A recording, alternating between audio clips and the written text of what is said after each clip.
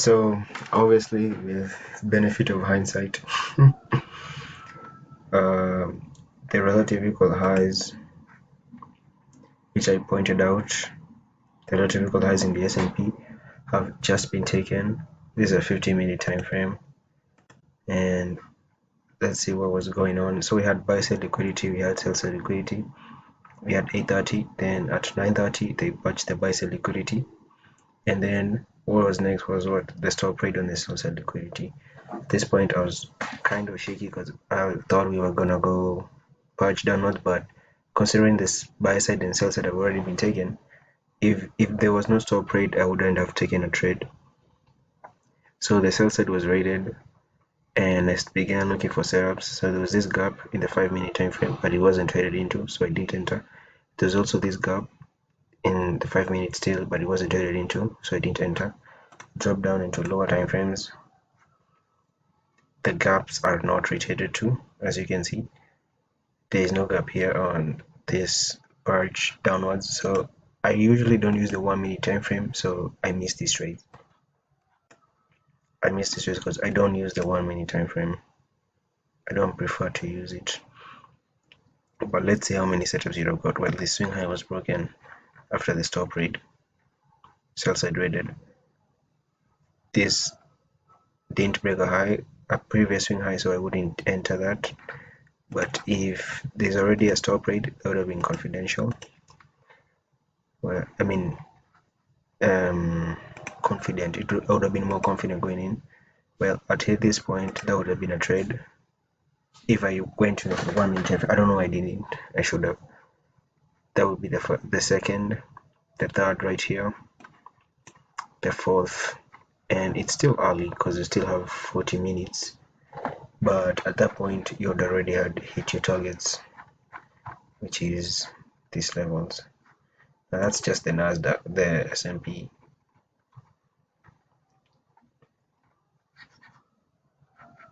Check out the Nasdaq. It's a 1-minute time frame. Let's start with the 5. Fair value gap, didn't trade into it. Fair value gap, didn't trade into it. Fair value gap in 1 time frames. Go to a 3. Fair value gap, didn't trade into. Fair value gap, didn't trade into. Go to a 1. If you don't see it in higher time frames, you go into lower time frames. That's what ICT teaches. So at 1 we have this first trade. This becomes invalidated. Well, we're still speaking about it. There's this at 9, but also this is more preferable.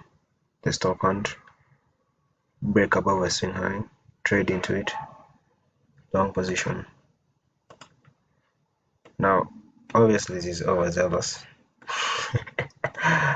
Where else do you see a fair value gap that was traded into? This was the second entry, and lastly this as of now. And if you are aiming for your targets,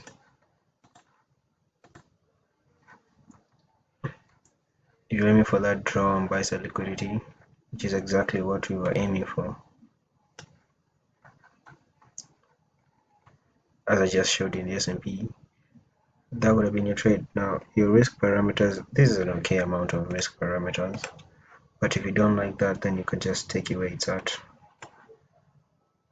Honestly, that seems like an okay amount of risk, but below the candle that forms the fair value gap. So that's your first trade, first trade, second, third, and all the way till 6. So let's see what happens. 152, risk 21, so risk to reward ratio 7.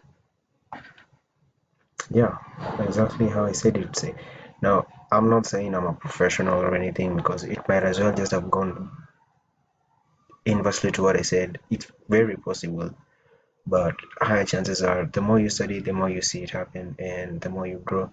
And it's already going higher, so I'll just leave it at this and continue later at 7.